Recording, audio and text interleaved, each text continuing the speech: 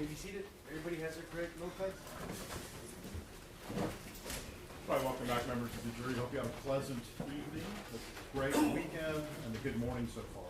I anticipate we'll go through till about 12:30 today, then I'll give you a lunch, and then we'll go through the rest of the day. If you need a break for any reason, please let me know. All right, where we last left off, we were at direct, is that right? We're across? I approach the public one. Yes. I'm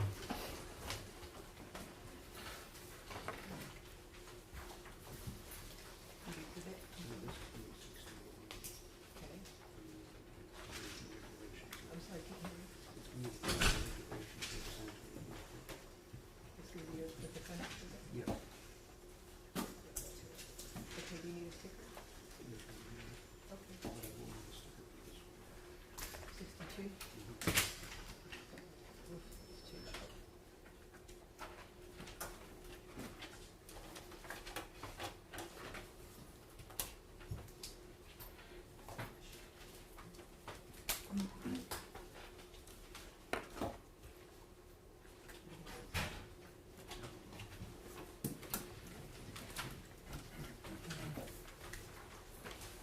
Whenever you're ready.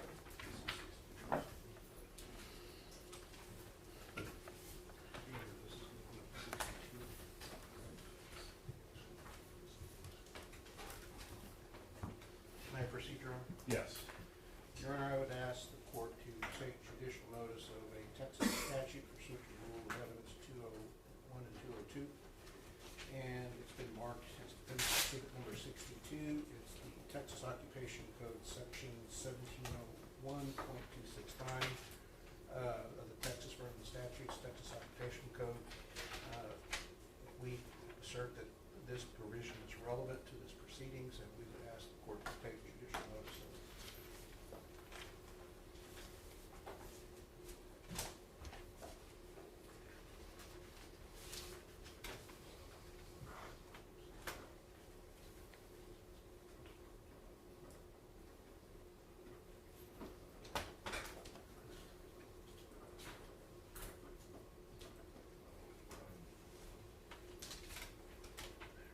Noted that it is part of state law's occupation code, I would object on relevance matters.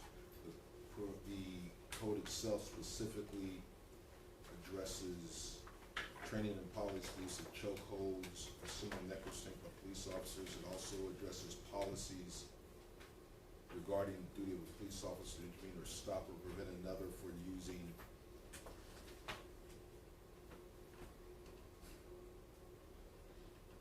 excessive force.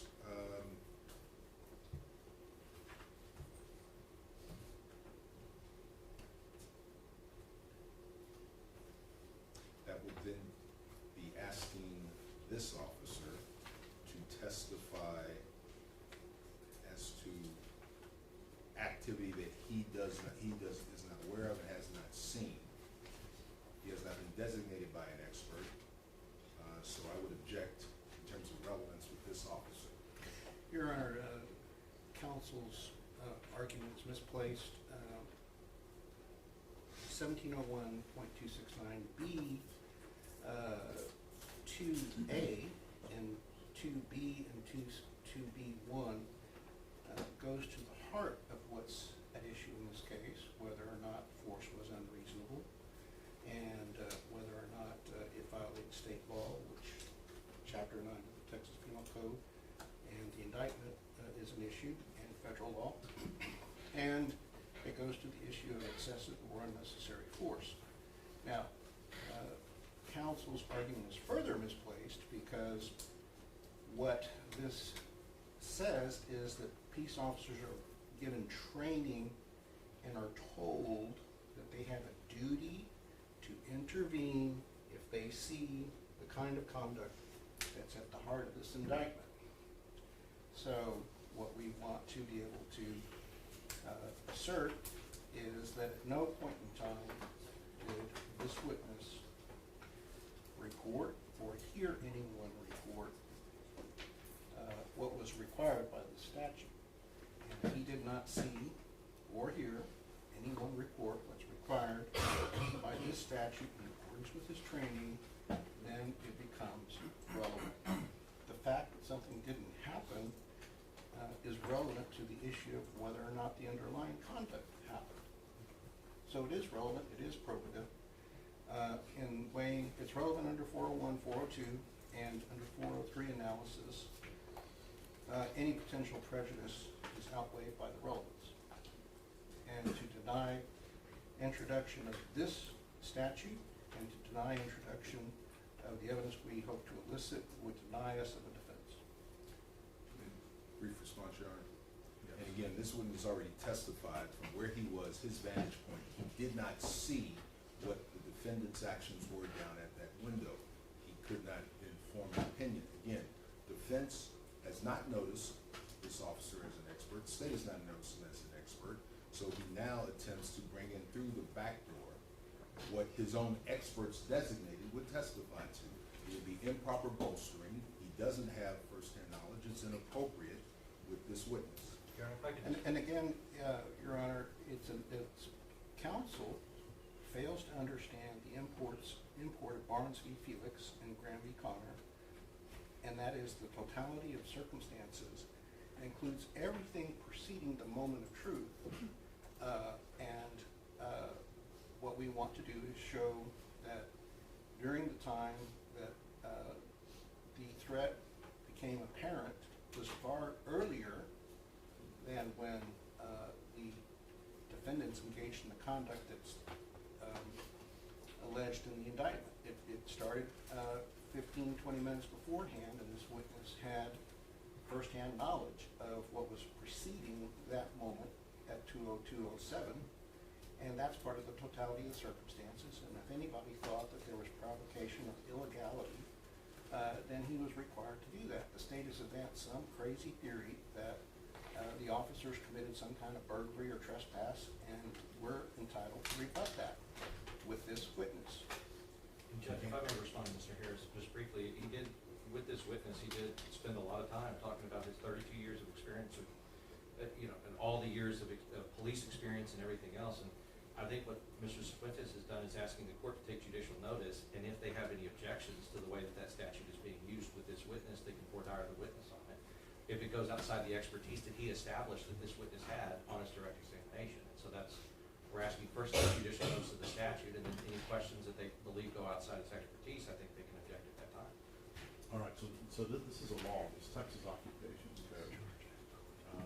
If I do a 404, not necessarily something that is relevant. I mean, you can examine, the court doesn't necessarily have to take judicial notice of the law. It's the law, right? And the court is providing the law to the jury. If you want to examine this witness regarding what is reasonable or not reasonable, or what it is that he observed, or whatever it is he's a witness to, you can do that. The state is welcome to object. But in terms of this being the law, it's the law. And so that's just where we're at with that. You can cross this witness, and then the state can object if they feel like it. There's a 403 or a 404 analysis that needs to come into play. All right.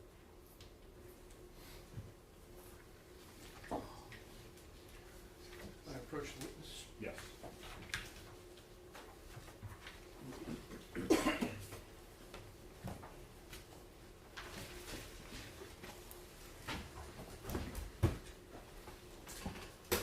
I'm handing you what's been marked as Defendant's Exhibit Number 61, and I represent to you that it's Section 200 of the Rules and Regulations of the San Antonio Police Department General Manual. Could you do me a favor and look through that and see that it's a true and correct copy of the General Manual?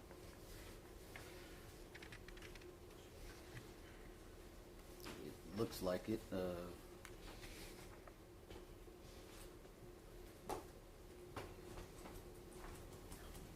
As far as I can tell, it is.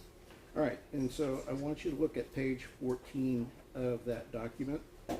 And does the San Antonio Police Department have a Rule 4.09, duty to report crimes? It does. And are you familiar with that rule? Yes. And what does that rule require you as a police officer to do if you observe any crime? I am supposed to report it. All right, And do you report it immediately, or do you wait until you figure, uh-oh, somebody's gonna ask for my report, I better report it 24 hours later? It's supposed to be reported on as quickly as possible. All right. As what? As quickly as possible. And 4.10, can you tell the jury what that rule is entitled? It's duty to report incidents. And 4.10E, what is that rule entitled? Incidents where the city may be liable. All right, and what are you required to do if there's an incident where the city may be liable civilly for conduct by the police officers? Objection, relevance as to this proceeding, and may we report, Your Honor? I'll sustain. Your Honor, I would proffer that we're not offering it for purposes of what we've filed our initial motions. There's another purpose for which we're offering it, just to show an absence of a report. We can ask them that. All right. Now, Officer Chernak, regarding Rule 4.10E, did you, in connection with the June 23rd, 2023 incident, report that the city might be liable for conduct that you observed on June 23rd, 2023 at 6200 Old Pearsall Road? Objection, Your Honor. I would like to take this witness on voir dire. Okay. Officer Training, in this incident, were you the reporting officer assigned to this incident? No, sir. That was Officer Vince Gomez that had the reporting responsibility, correct? I'm still not sure who had the report responsibilities. I know it wasn't me. Okay, in fact, you gave a witness statement instead of writing a report, correct? I had to do a supplement to it. Even though I gave a written statement, I still had to provide a supplement report to it. Right? And again, as you believe you have testified on direct, did you observe the activity of the defendants at that bedroom window from your perch at the second bedroom window? You mean what they were doing at the porch? Yes, sir. I testified I couldn't see what they were doing. Thank you, Your Honor. Your Honor, this witness by his testimony did not have the report writing authority for this incident.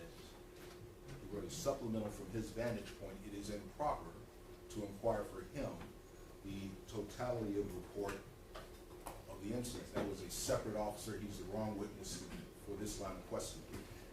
Your Honor, that argument is very specious and illogical for the very reason that Would object to the sidebar. nothing in 410, All right, I'll sustain the sidewalk. nothing in 410 says that the officer is relieved of responsibility to report if some other officer has report writing responsibility. So he's required to submit a report irrespective of whether someone has report writing responsibility, and he testified he didn't know who had report writing responsibility. So if he didn't know who had report writing responsibility, he's not relieved from reporting.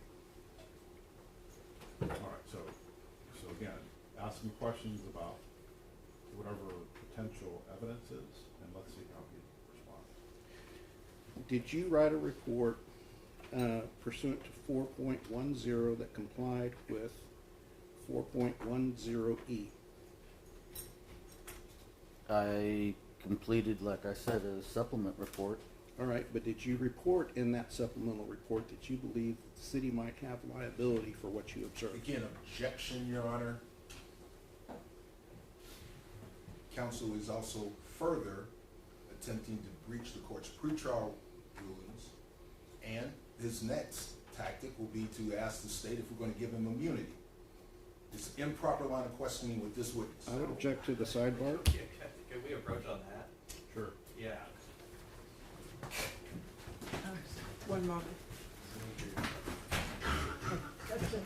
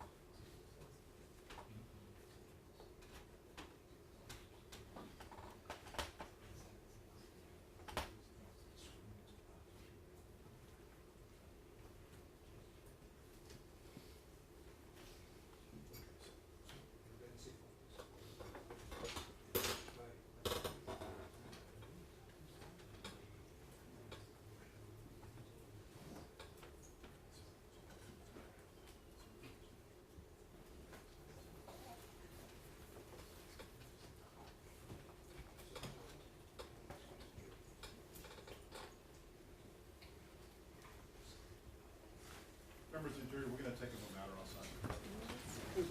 All rise for the jury.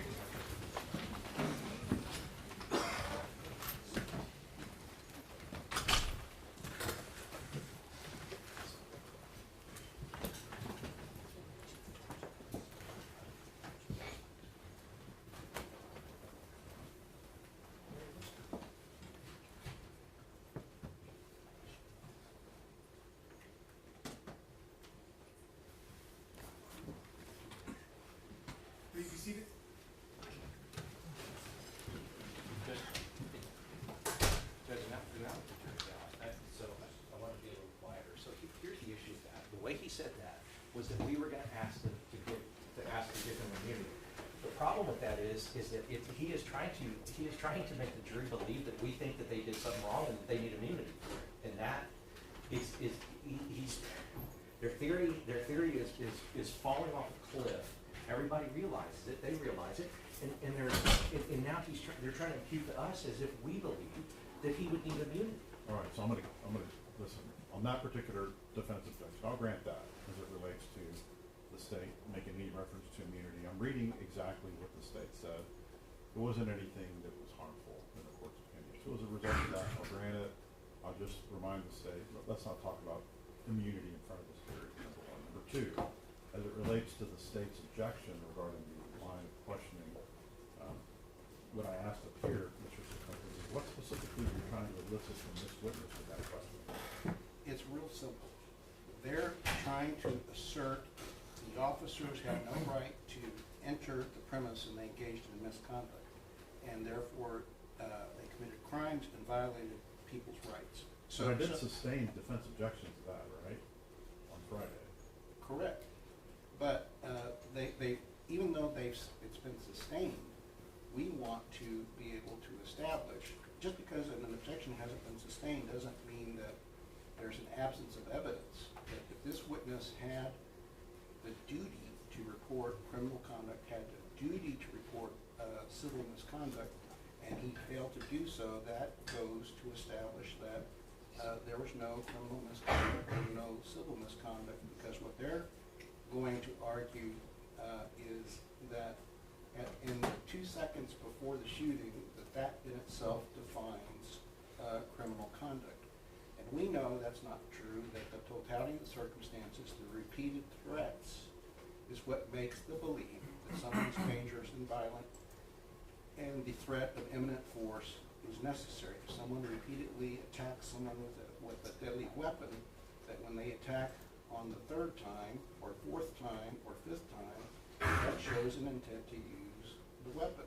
It shows an intent because we believe we're going to elicit testimony that she missed by inches when she attacked Villalobos at 151.50 with the hammer. We believe that Maria Salinas and Vince Gomez are going to establish that they missed and that Maria drew down, that she believed that Villalobos' life was in danger. And so that was conveyed to Eleazar. And so if it was conveyed to Eleazar, he had the belief, a reasonable belief, that Melissa Perez, when he saw at 2:02:07 her swing the hammer, that she had the intent to kill or cause serious bodily injury. And so if this witness didn't report any misconduct leading up to that, it's relevant. Judge, one of their many odd theories is that Melissa Perez had the right to use deadly force against officers, inferring that the officers were doing something wrong or illegal, which they've given selective immunity to certain officers because they don't want us to have a defense, and we'll bring that up at some later time. And so what Mr. Cifuentes is trying to say, Judge, that if there's a responsibility of every officer out there to at least report, if all these officers are doing something wrong and nobody reported it, then we can make the argument they weren't doing anything wrong. We all know they weren't, Judge. So that's all he's trying. I'm just trying to keep it really simple. Forget about civil lawsuits. We know they got poured out in a civil lawsuit in federal court. We get all that. They'll come up during with experts. I'm talking about what Mr. Cifuentes is trying to listen from this witness is that there's a duty for every single officer in Bexar County, in San Antonio Police Department, to report on their own. They don't have to be the lead officer. Just they have a duty to report bad behavior or illegal behavior, and nobody did. That's all he's trying to get at this, Judge. And it goes to one of the heart of their theories that we all know is insane, but still, they're trying to present that. So we have a right to rebut it, Judge, and that's all that Mr. Cifuentes is trying to do. It's really simple, and I know it hurts their theory, but we have a right to a defense. And another point, Hold on, yes. Your Honor, I believe they need to tread this ground very carefully because they had asked for and were given the opportunity to have this officer's request for immunity hidden from the jury, and we agree with that, and that's okay. But if they're going to continue to go this route and say that there are things that he did that were unlawful or that his other officers who were granted immunity, We're not saying that. May I? But we're not saying that. May I? If they're We're gonna not saying continue to that. go in this thing and say that they failed to follow policy and that there were actually concerns about immunity, I believe they're going to open the door for us to be able to get into the fact that he was unwilling to testify without immunity. Mr. Lunan is arguing to himself, 'cause we're not making that point.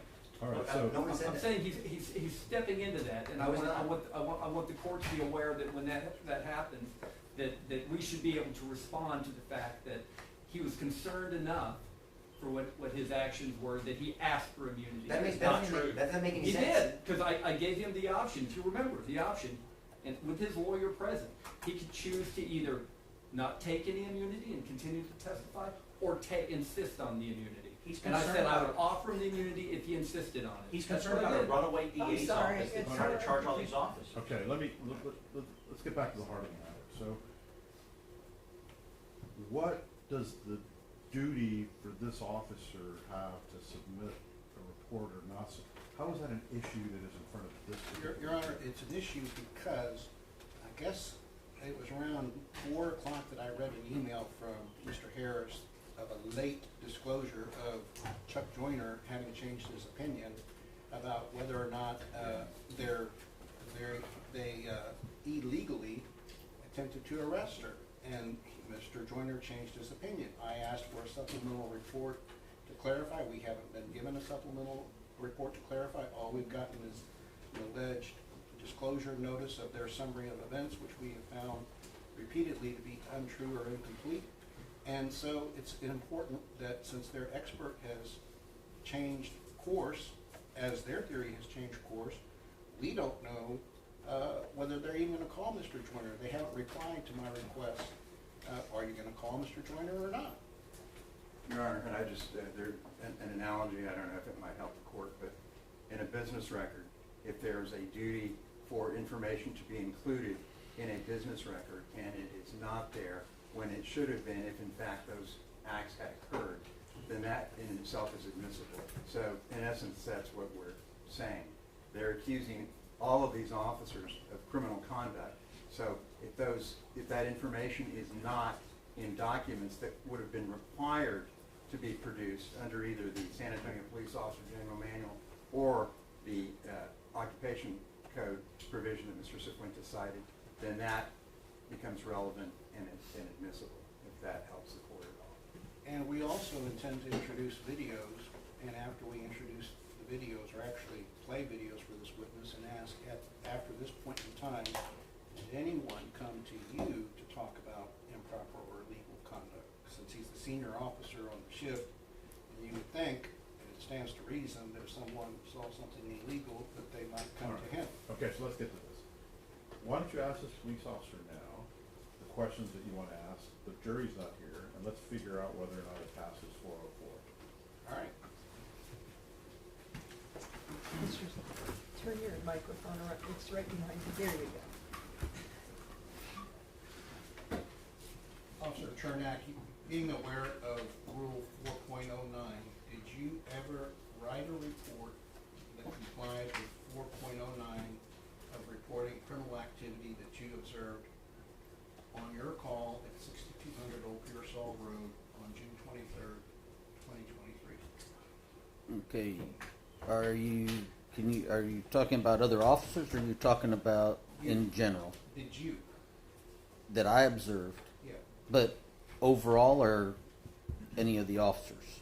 Did you write a report saying that you believe that the officers engaged in criminal conduct? No, my supplement just was what happened, what my part of it was. And nothing in the supplement said, I believe these officers committed crime, correct? No, sir, I did not write that.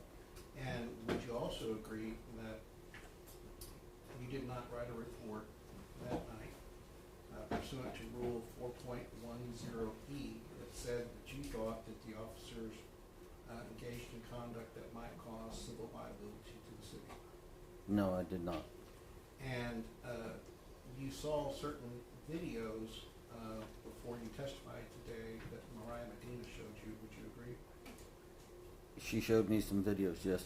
All right, and you recall that after the point in time, thinking back to June 23rd, 2023, when those events on video happened, and there's a timestamp, would you agree with me that no one came to you after that point in time that was marked on the videos to tell you that they observed conduct that might be criminal, correct? Nobody is gonna come up to me and tell me. All right. And no one came up afterwards telling you that officers had engaged in conduct that might result in civil liability to the city, correct? Nobody approached me on that, no. That's the testimony we're seeking to.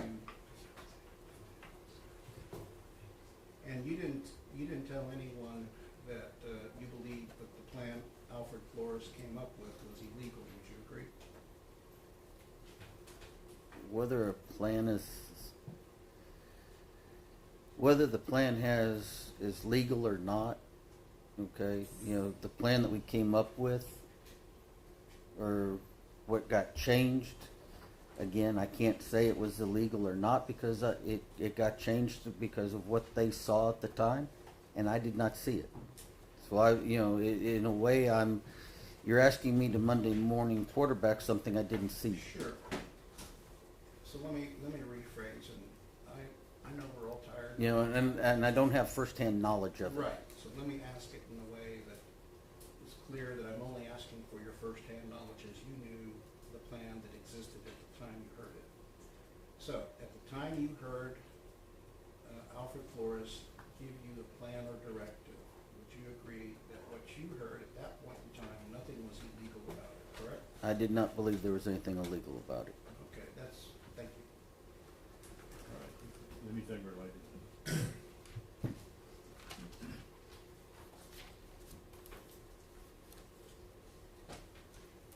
In your 20s, just as an example, your 20 years with SAPD,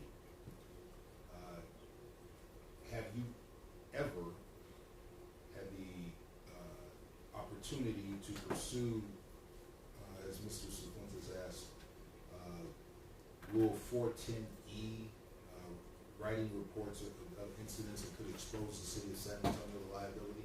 I understand we're in a hearing outside the presence of the jury, but it's not relevant. Council is zeroing in on this incident. I want to inquire about the applicability overall. Over. Go ahead. Every time we write a report on something, there's always that possibility, you know, that the city's going to be liable for something. You know, when we're doing stuff, especially, but as far as that goes, I have never had to write one where I've seen something that was so egregious that it was going to put the city in a bad place. Okay. And so that answer would specifically, per the code he cites, 14E, you've never, in your 20 years with SAPD, looked at and seen that opportunity? I've never had to, no. Okay. And it's normally your routine report as a patrol officer has always been sufficient. Yes, sir. And likewise, have you ever had the opportunity to write a specific report under 409 about writing a report of criminal activity? Anyone, fellow officers, is that something that has come up frequently in your 20 years experience with SAPD?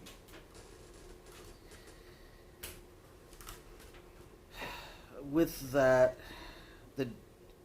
I have had to write reports that involve police officers in off-duty activities. Yes, sir. I've had to arrest officers for off-duty activities. Yes, sir.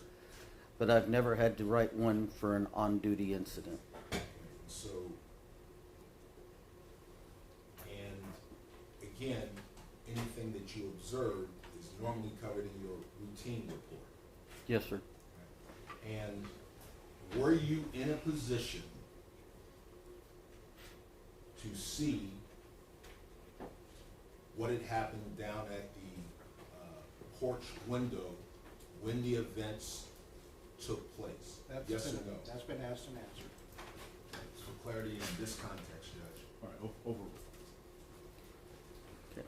As I've testified, what happened up there at the porch, after I'd moved over to the corner bedroom, I couldn't see anything as far as what was going on the porch.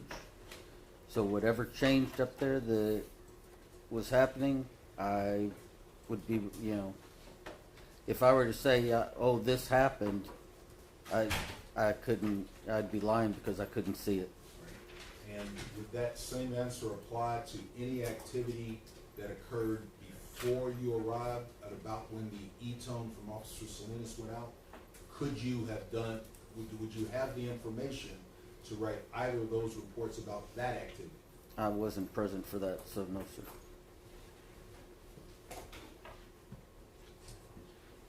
That's all I have. All right, I'm gonna conduct a 403 and a 404 analysis. I won't let either side get into interviewing or examining this witness related to any civil liability exposure, or the occupations code. All the other questions are okay.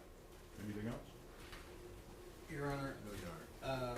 I understand you're not gonna allow questions about the occupation code, but I believe we should be allowed to, did you see anything that required you to intervene to stop any of the plans that were in place? Yes, you can ask him that. All right. All right. bring the question.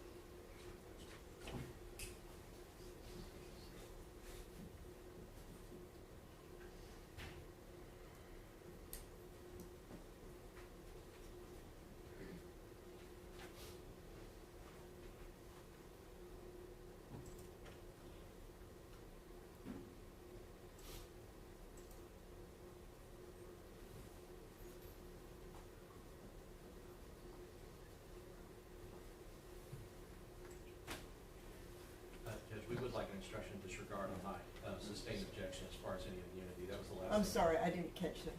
Well, Yeah, the last question by the, yes, we would like an instruction to disregard on anything about immunity, which was the last thing the jury heard before they left the courtroom.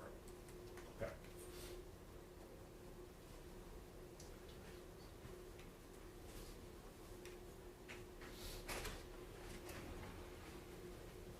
All right for the jury?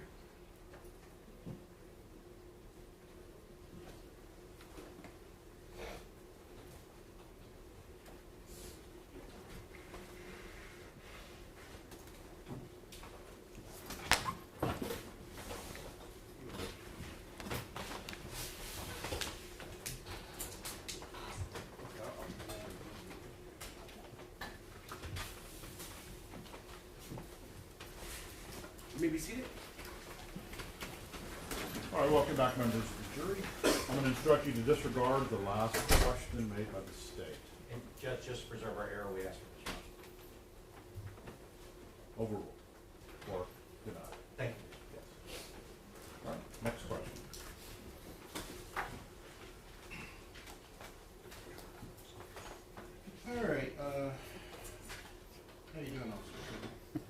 we're making it. All right, so if I ask a question that is confusing, please let me know. I want to make sure that my sole intention is to ask you questions based upon your personal knowledge that you correct? You understand that, correct? Yes, sir.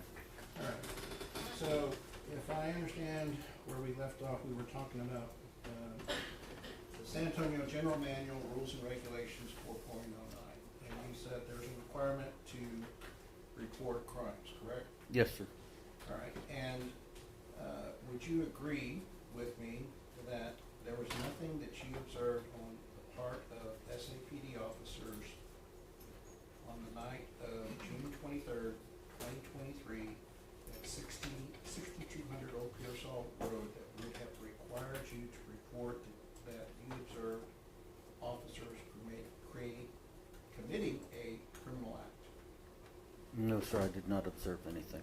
All right, and had you observed something that was criminal, you would have written a report naming the criminal offense, correct?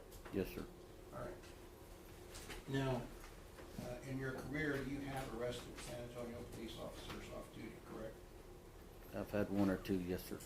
But you've never had the opportunity to observe an officer commit a criminal act on duty, correct? No, sir, I have not. All right. And would you agree that you have had training in the San Antonio Police Academy where you're taught that if you observe conduct that's criminal or inappropriate, you have a duty to intervene and stop the criminal behavior? Yes, sir. All right. And could you tell the jury whether you saw anything on June 23rd, 2023 at 6200 Old Pearsall Road that would have triggered the duty that you have as a police officer to intervene and stop the activity of another officer? I did not have any All that right. I observed. And would you agree that you fully were aware of the plan that Sergeant Alfred Flores gave to you about arresting Melissa Perez on the night of June 23rd, 2023 at 6200 Old Pearsall Road? Okay, I'm sorry.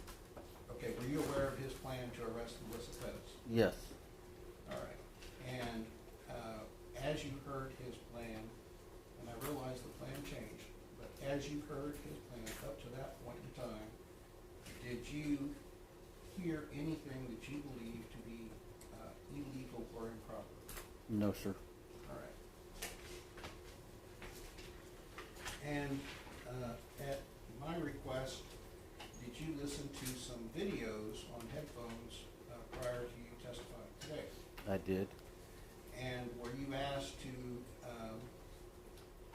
determine whether the audio matched the transcription that was imposed on the videos? Yes, sir. And what was your conclusion? The transcription matched the audio. All right. We would ask permission to play a clip of Vince Gomez.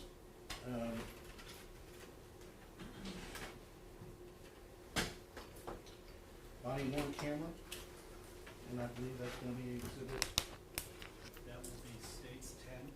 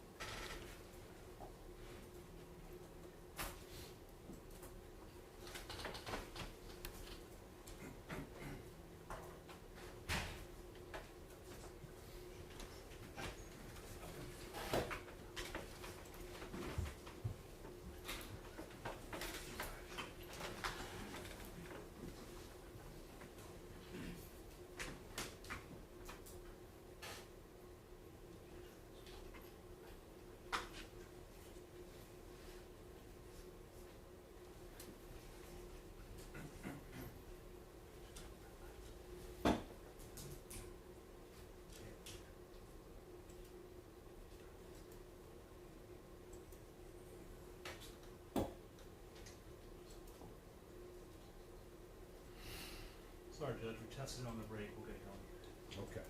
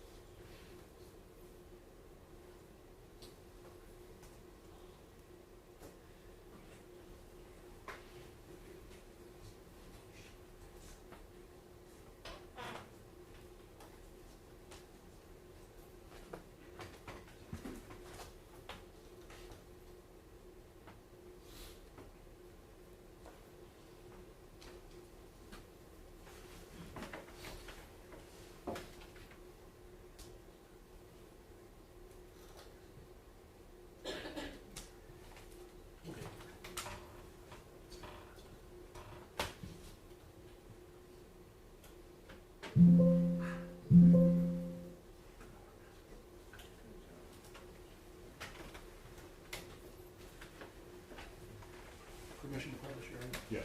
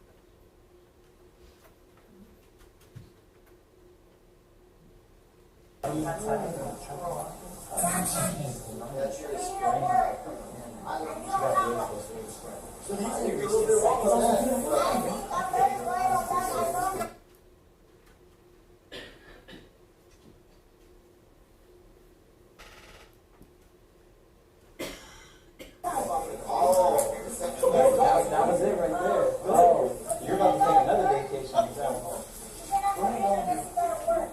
That's not true at all.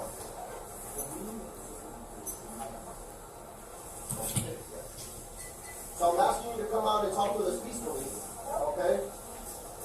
I don't need to talk to someone who's tearing my door down and harassing me. Well, I didn't tear your door down. I just got shining the light in his face along with mine, and then tearing my screen door. That's harassment. Okay, so would you By the police. So would you like to come out and talk to us? No, Okay. So you're gonna make us go in? you're not a warrant. I don't need one. I've already explained that to you. I'm not explaining to you, you need a warrant. Okay. Well, we'll see what the judge has to say about it. Okay? We'll figure it out at that point.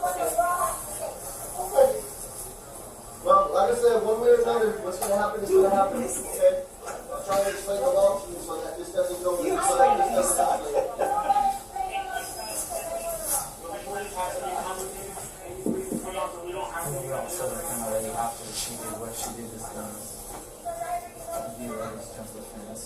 See on this window, and if you come up here, you see her right now. See how that window's wide open. There's a door right there. She went to the window and you have this jump fence. And on top of this, it's cash for pocket. That one blocks the door.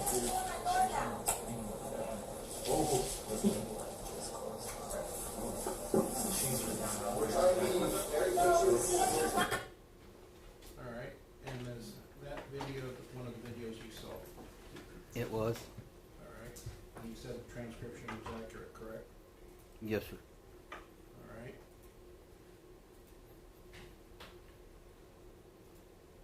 And there was another video that you viewed. I'm going to play that. And this is Eleazar's body. Okay? It doesn't make you come back. It doesn't make you come back. Okay. I heard what you had to say. See that? Yeah, we were getting harassed by the one who's no. And fucking Salinas was the first one up here. She's down. I saw her down. No. Okay, so what we see is a person in the middle of the video. Is that Maria Salinas? I believe so. All right, and I'm gonna tell you that in probably a few seconds, we're gonna see Maria Salinas make a gesture. And after she makes that gesture, I'm gonna ask you a question. That's right, you can just respect, they have no right to turn my door down. Okay, so I think it was at 1:57:38. I'm gonna stand up. Would you agree for the record that Maria Salinas, when they were talking about how close, she made a gesture, I think it was with her left hand, let me use the correct hand. She made a gesture like this with her thumb about an inch away from her index finger. Would you agree with me? Yeah, she made that gesture. All right. And when police officers speak with other officers, you would agree with me it's important that they obey Rule 3.02, which is to tell the truth at all times. Yes. And it's important because if you tell another officer that someone nearly killed an officer or injured them with a hammer, that's vital information that they must know, correct? I would say that's information that should be passed. All right, and you're required to support fellow officers in time of danger, correct? Yes, sir. And by providing information that someone nearly struck someone by this much, thumb and index finger an inch apart, that's vital information that should be conveyed, correct? Yes, sir.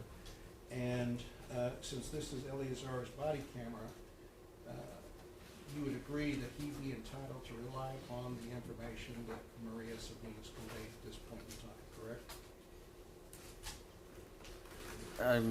Are you asking me if that he is able to believe what she's telling him? Yes. I would assume he should be able to. All right, thank you. I'm going to continue to play this.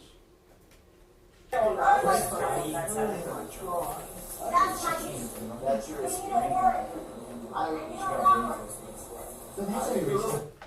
Okay, so you agree that Eleazar was told in this video that when Melissa Perez came sprinting at Villalobos, that she got very close with the hammer, correct? I wasn't there at that point, but That's if what's that's on- what's being said on the video. Okay, I got you. And I'm just asking you that you listen to Mhm. that's what you heard, right? Yes, sir.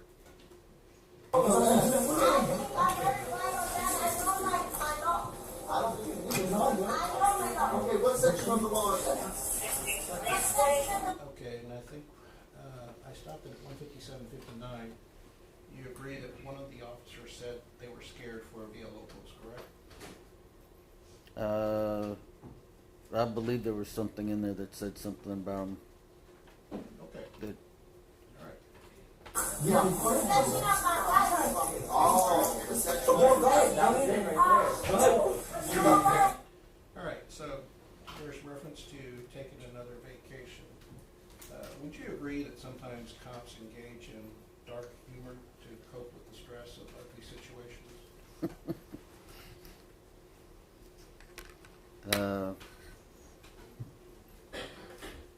That would be an understatement sometimes. Yes, we have a very dark sense of humor to And deal you with it. yourself, no criticism of you. I know you're a senior officer and you've seen a lot of things over the years, some ugly things. But you would agree with me that you've been able to maintain your sanity by using dark humor in bad situations, correct? It's a trait that sometimes we have to use just to keep from screaming. All right, and so when someone's talking about a situation where they may have to shoot someone, and they make reference to taking a vacation, you would agree that that's not a statement that they consider someone's life worthless, or that they think it's going to be an opportunity to enjoy time in Hawaii or something like that. You would agree that's not what they're saying, right?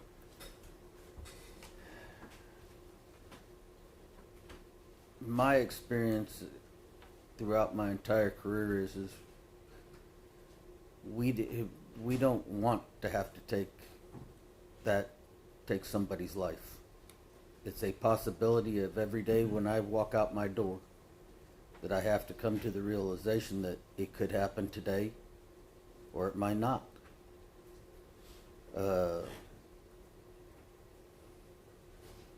It's something that I don't think any police officer that I know of would joke about in a manner that would be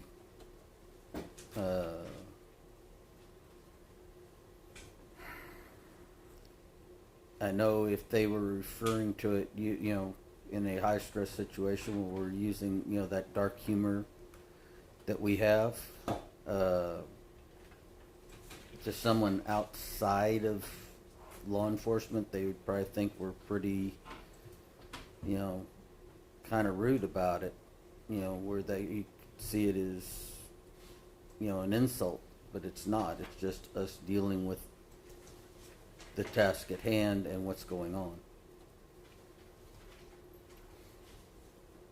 All right. Oops. All right, so let's see. I'm going to play a video where it's a compilation sequentially of Vince Gomez, Neary, and Lamb.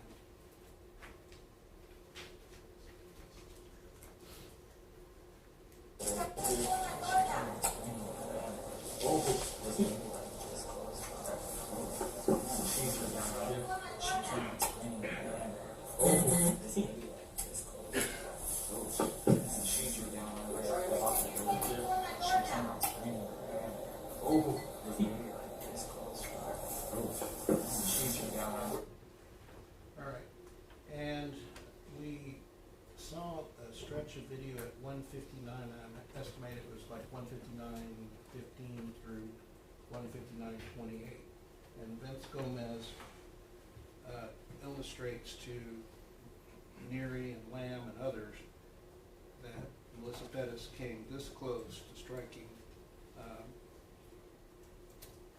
Villalobos in the head. And when he gestured, would you agree with me for the record, that he put his palms in front of his face, facing each other, at a distance probably 5 to 7 inches apart? Yeah, the video showed he did that. All right, and he shook his hands for emphasis, correct? Yes.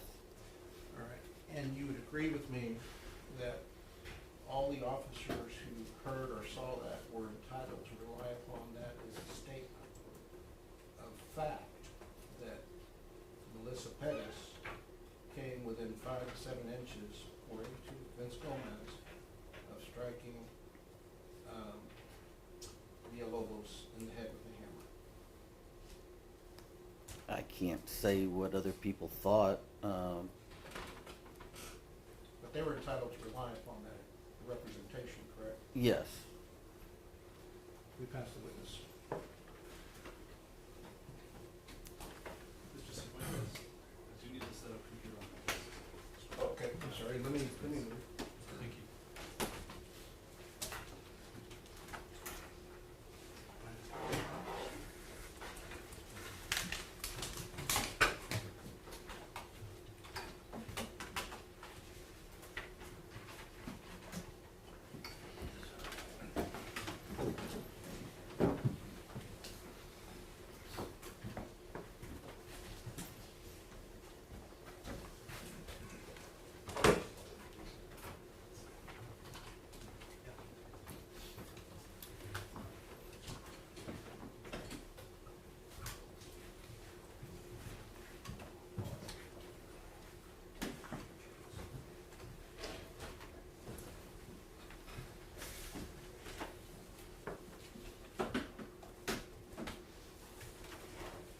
Procedure on it? Yes.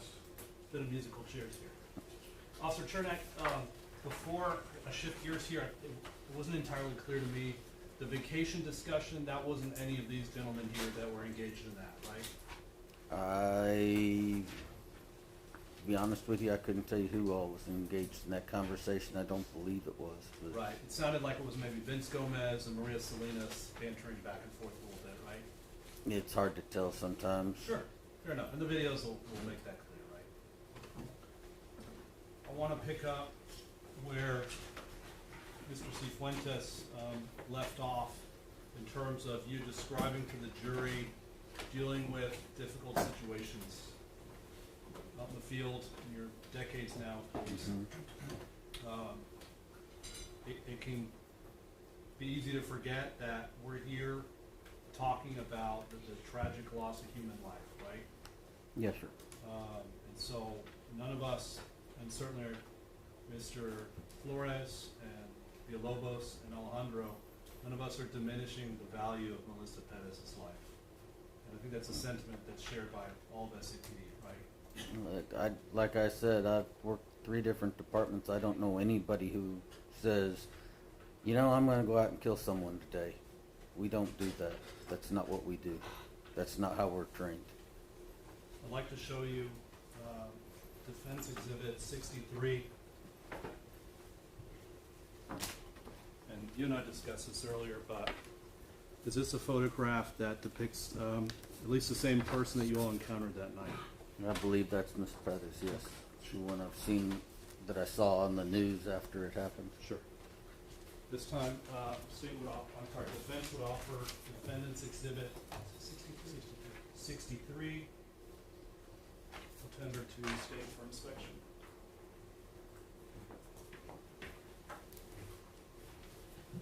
No objection to defense 63, Your Honor. Is it admitted? May I publish, Your Honor? Yes.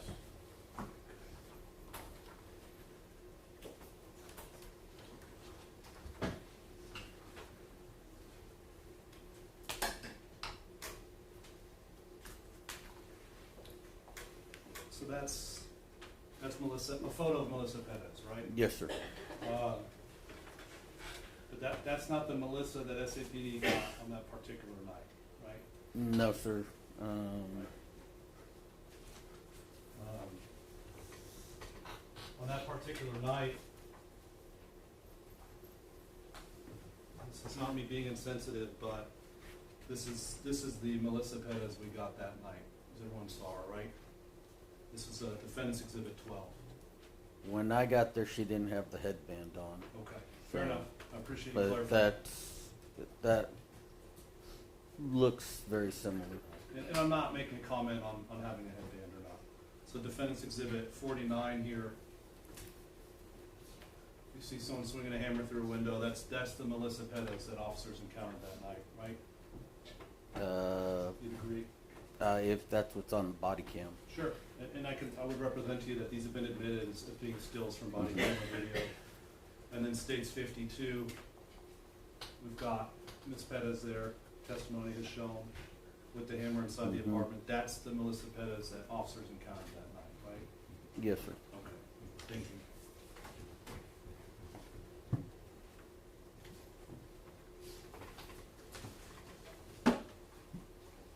And before I move on, just like the rest of us in this room, the judge, the prosecutors, the defense attorneys, law enforcement in particular, when you encounter people out in the world, it is usually when something terrible has happened, right? Usually we're not encountering people on their best day. Right. No one's calling 911 when good things are going on, right? No. Right. Would you agree with me that, on the whole, the failure to get Melissa restrained quickly to protect herself from hurting someone else or even herself was a failure, big picture, in this case?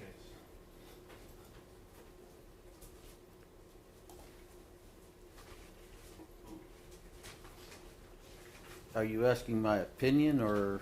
Let me ask it this way, maybe morally speaking. I'm not asking you to say whether one particular officer or not did something wrong, but the failure to get Melissa Perez into custody quickly and safely so she could be taken to the hospital or to the jail was a failure in this particular case.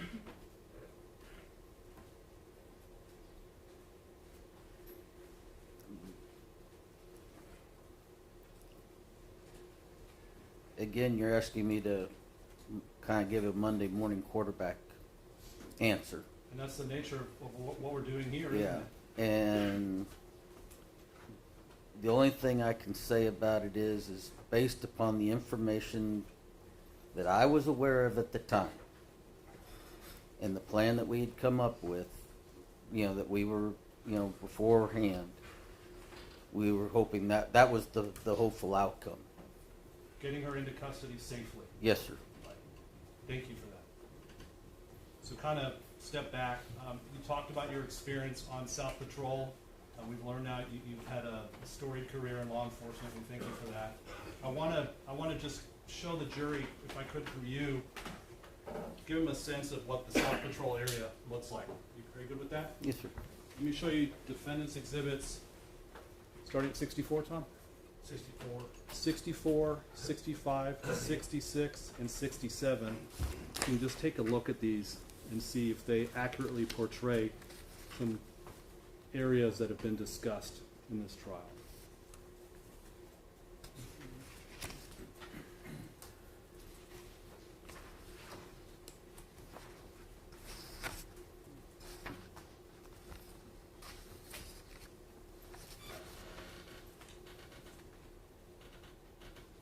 Yes, sir. As far as I'm aware, they're pretty accurate. Thank you, sir. So at this time, defense would offer defendant's exhibits. We'll go in this order. 64. It's got the number 61 on it, right? It's 61 section, yes, sir. So this depicts the 61 section of South Patrol? Yes, sir. Okay. And then defendant's exhibit 65. It's got the number 62 on it. Same thing depicts 62 section? Yes, sir. Okay. And then defendant's exhibit 66. It's got the 63 on it? Yes, sir. Okay. And then defendant's exhibit 67. It says south on it, right? Yes, sir. Okay. And then in 66, there's an address. Is that the same address you all responded to in this particular case? Yes, sir. All right. Defense would offer defense exhibit 64 through 67. I'll tender to the state for inspection.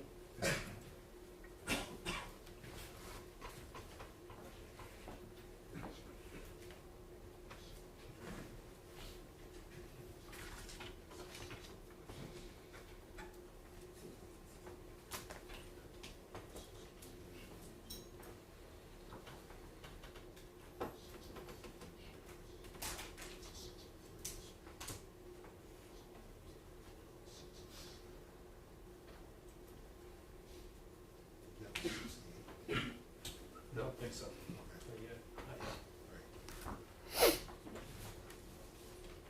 No objections to defenses 64, 65, 66, and 67. Right. Those are admitted. May I publish them, Your Honor? Yes. Okay, Officer Chernak, we'll start with 67 first, kind of biggest picture here. We've got a map in this exhibit. Can you just explain to the jury what this map is depicting? It's depicting the South Patrol service area. And we've heard some testimony about the service area like South is divided into different sections, right? It's divided into 3 sections. And those are numbered? 61, 62, and 63. All right, so starting with defendant's exhibit 64.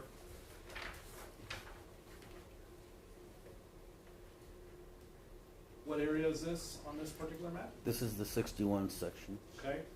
And then defendant's exhibit 65. And that's going to be the 62 section. Okay. And you know where I'm going with this. Defendant's exhibit 66 is? 63. And 63, each of these sections, they have a sergeant assigned to them, right?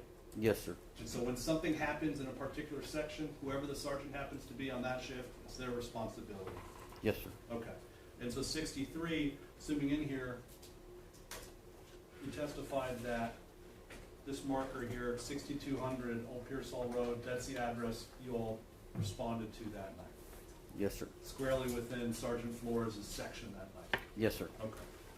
And so when Sergeant Flores makes a scene, it's not as though he shows up and desires to take control as a sergeant. He has to take control because it is his section, right? he has the ultimate authority over it.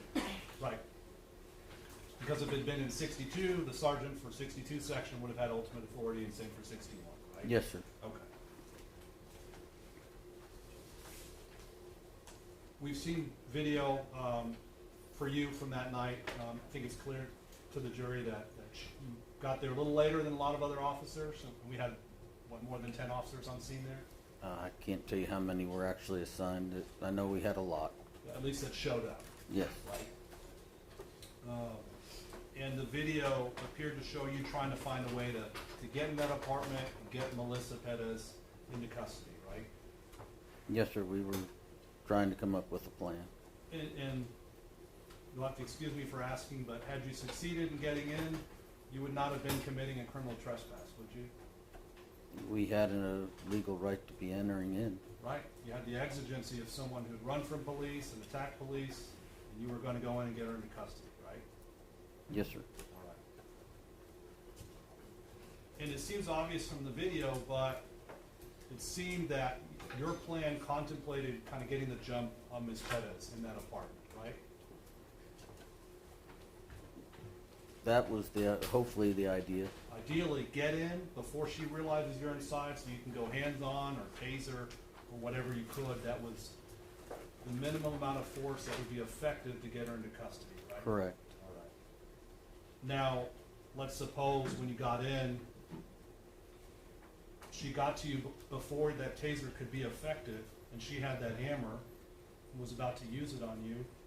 You'd have to probably transition to lethal, wouldn't you? Again, you're asking me to speculate. Sure.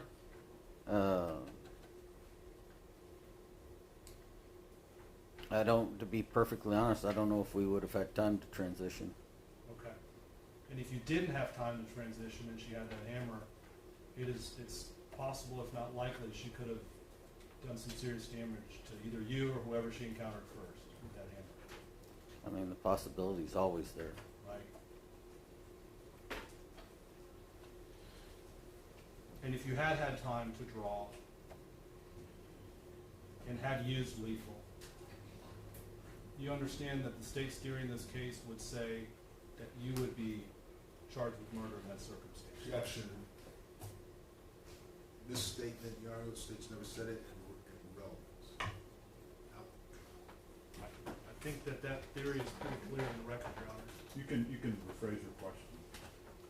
Officer Chernak, had you gotten into the apartment through that back window with the desire to get hands-on with Melissa Perez or have the taser, but couldn't get hands-on, or the taser would have been ineffective because she's so close, that you had gotten that gun out,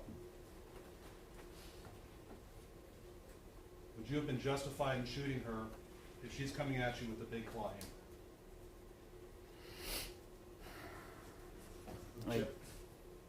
Again, Your Honor, I'm qualified as an expert. Are you asking him as an expert? Just based on his 30 years of experience, as an officer and his impression of the events transpiring that night, I think the state's made it clear that their theory in this case is that the officers being in that apartment was unlawful, and they've made the case now that their presence may or may not justify their actions. I'm only asking this witness what he would do in that circumstance, not asking him to comment on anybody else's actions. Okay, so you can ask him that. So Officer Chernak, if you were in that situation, what would you do with big claw hammer being used against you? That's kind of hard to answer because there's so many different variables that could be involved in that. You know, where are we? Are we in the bed? Are we in a open room where there's nothing? You know, where there's no obstacles? Is there a bunk bed? Are we in the hallway? Are we, is there anybody else nearby that I have to worry about? Right. So that question is really kind of hard to answer without, you know, I've learned in my experience that I can't say this is what I would do. Because again, like I said, there's so many variables in there.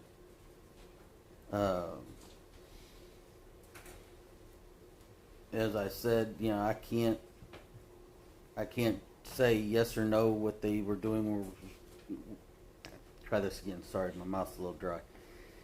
I can't say, you know, sit here and say that what Sergeant Flores and Officer Elazar and Villalobos did was wrong. I can't say it's right because I didn't see it and I wasn't seeing what they were seeing. I wasn't there in real time.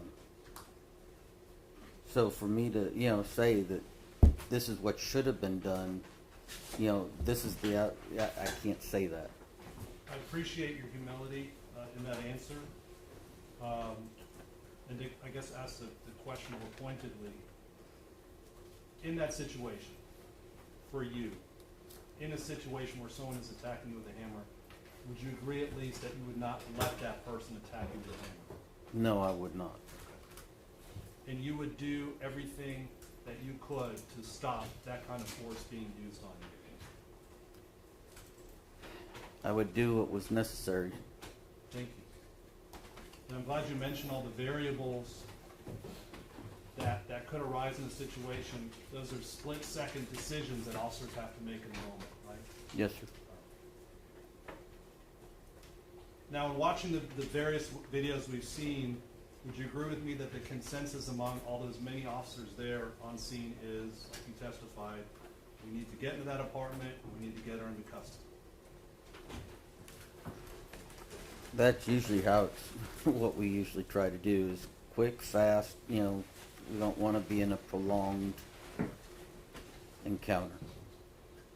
In fact, acting with intention and quickly, that can prevent a situation from needlessly escalating, right? Yes, sir. And then it's important to maintain that control. Yes.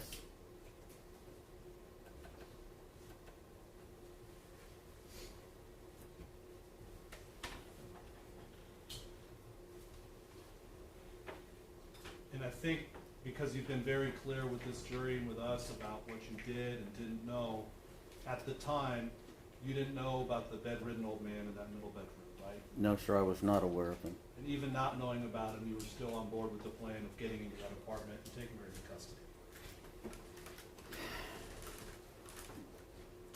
Based upon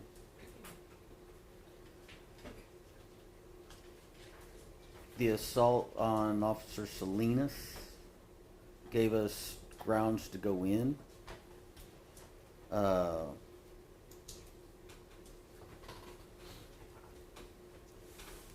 So, you know, like I said, we had a legal right to go in. Yes, sir. And I agree with you. I think we all do. There's been some discussion of tools that might have been available to officers on the scene. You actually had a shield in your vehicle that night, right? Yes, sir. I was assigned to carry the shield for the 61 section. Because each section, there's somebody assigned with shield, and this particular night it was actually Dallin Young that had it. Right? Yes, sir.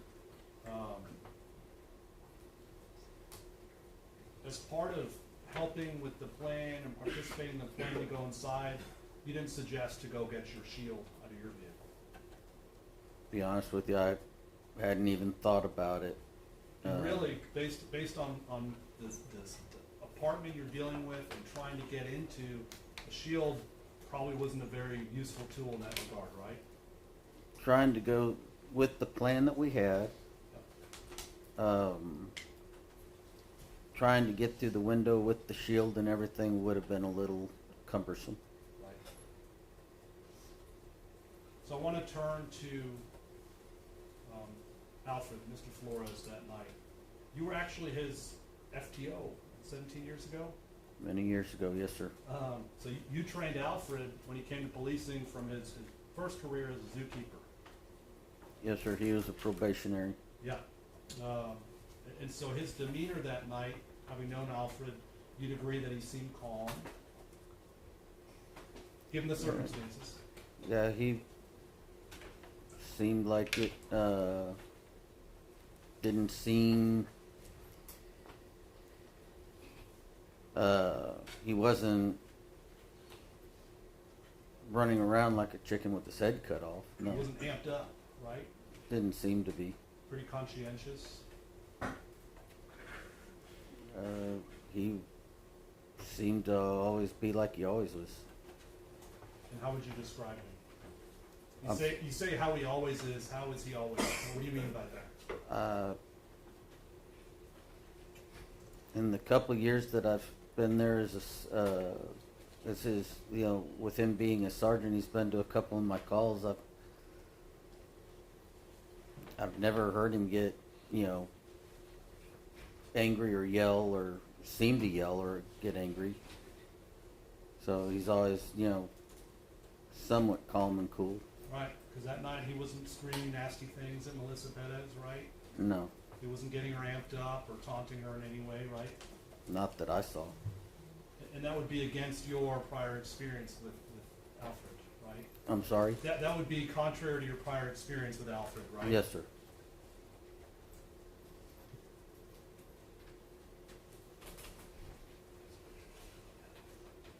So I'm going to show you quickly just a short clip from what's been admitted as State's Exhibit 3.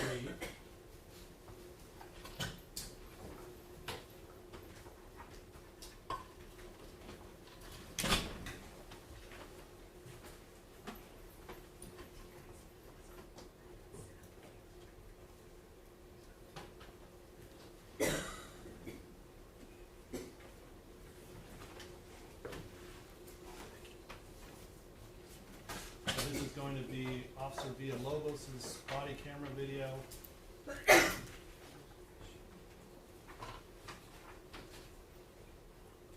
1:57 a.m.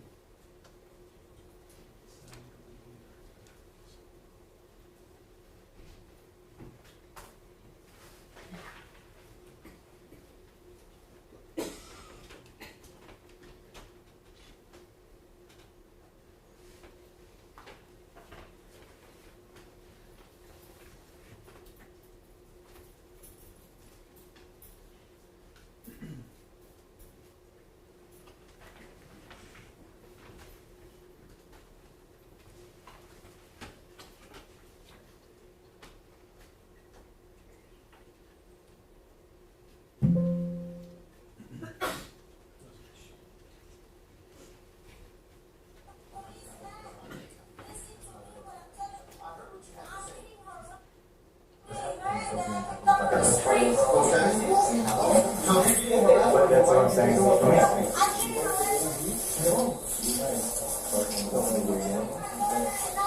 And we share common memory, what we don't want is going to hear from sort of working for you. It's like veteran. I can get it over. Hey, sorry.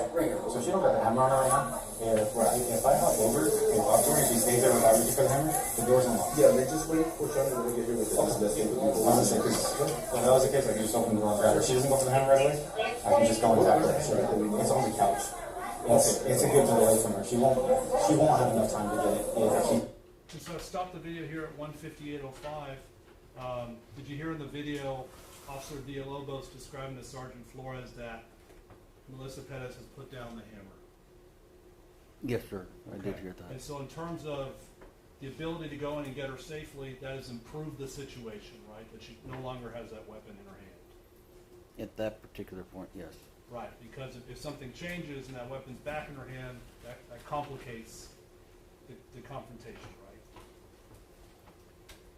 It has the possibility to change how things get. Understood. But whatever you want to do, I'm just saying I can get her from opening the door. And we knew that essentially because I know about it. Okay. Yeah. I'm asking you to come out I was able to reach in, I was able to unlock it. Okay.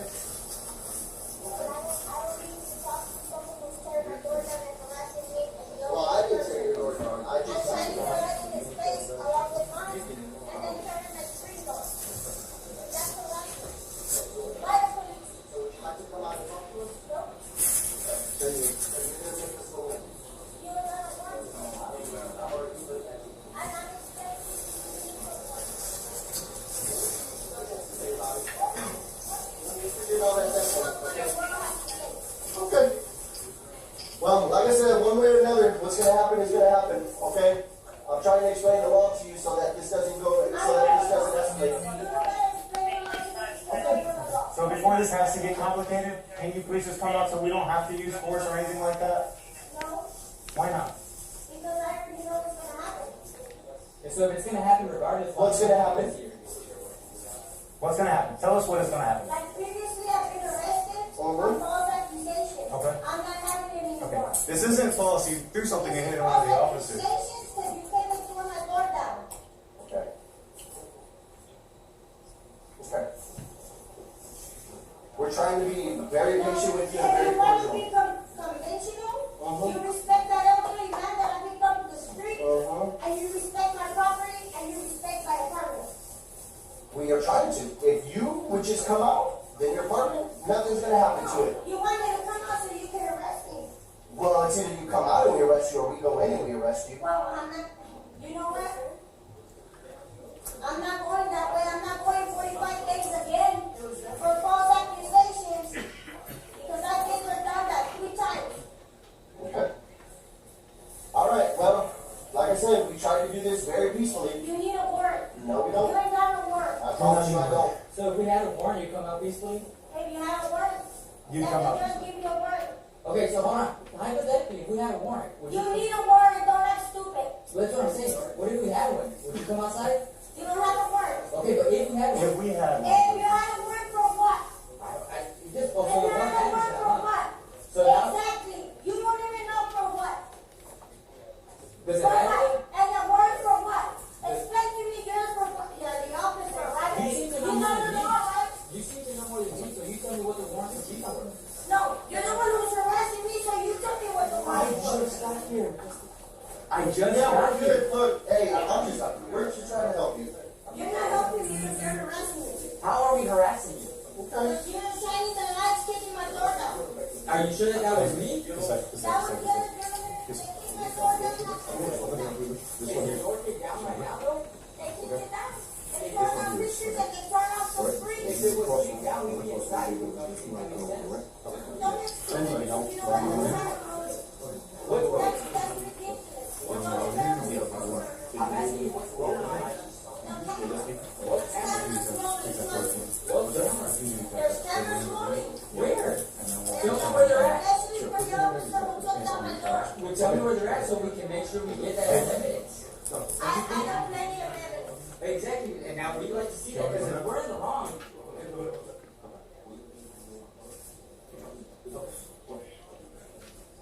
Hey, so if we have all this evidence,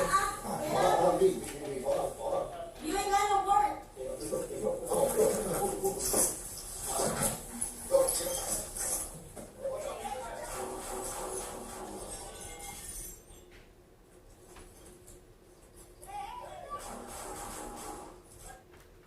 Stop the video here at 2:02:14. Officer Chernak, I'm going to show you Defense Exhibits 68, 69, 70, and 71. We looked at these on Friday. Are those fair and accurate still shots from that video we just watched here?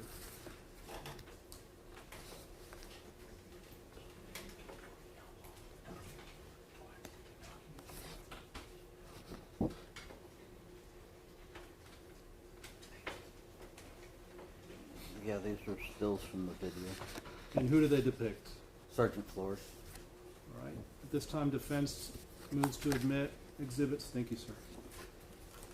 68, 69, 70, and 71. I'll tender to the state for inspection.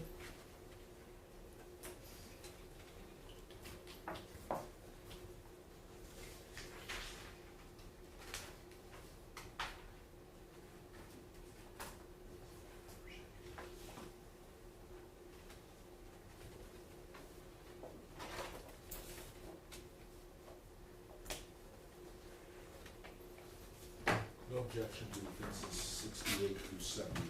All right, they're committed? May I publish, Your Honor? Yes. We're showing you first Defense Exhibit 68.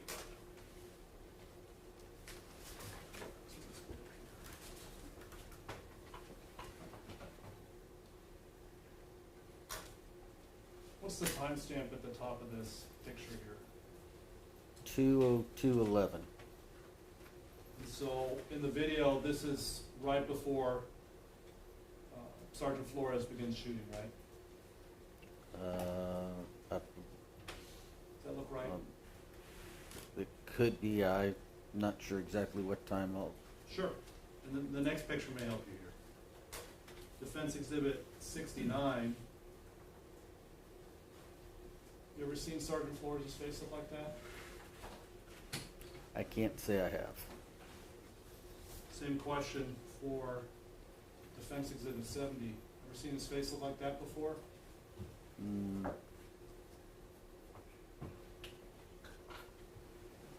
And just for the record, Defense 70 is at 2:02:13, so just within a couple seconds, the first still I showed you, right? mhm. And then lastly, Defense Exhibit 71 at 2:02:13, still within 2 seconds. Ever seen Alfred Flores' face look like that before? No, sir. Pretty genuine expression of fear. You agree?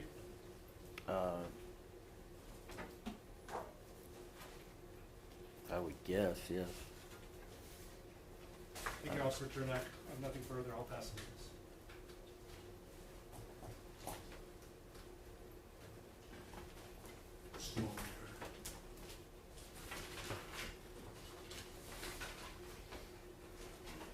Would you, is it,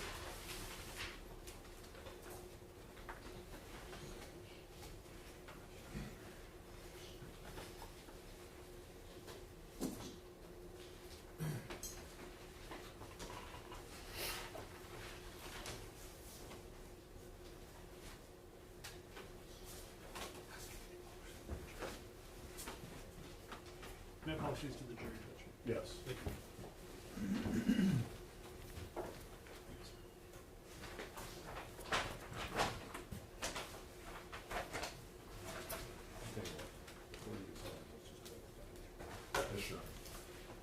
Members of the jury, since the defense has just passed, it would be appropriate to go ahead and take a lunch break at this time. Let's give it about an hour and 5 minutes. It's 12:42, so let's make it 1:45. All right, we'll see you in about an hour. All right, jury.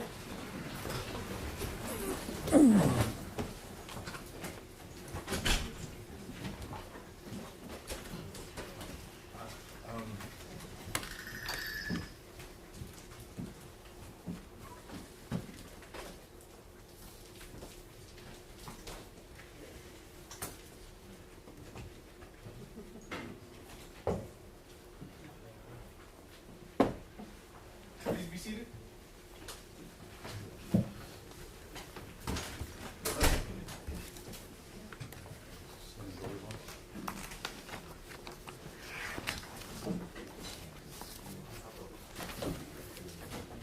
I believe that needs to go back over there.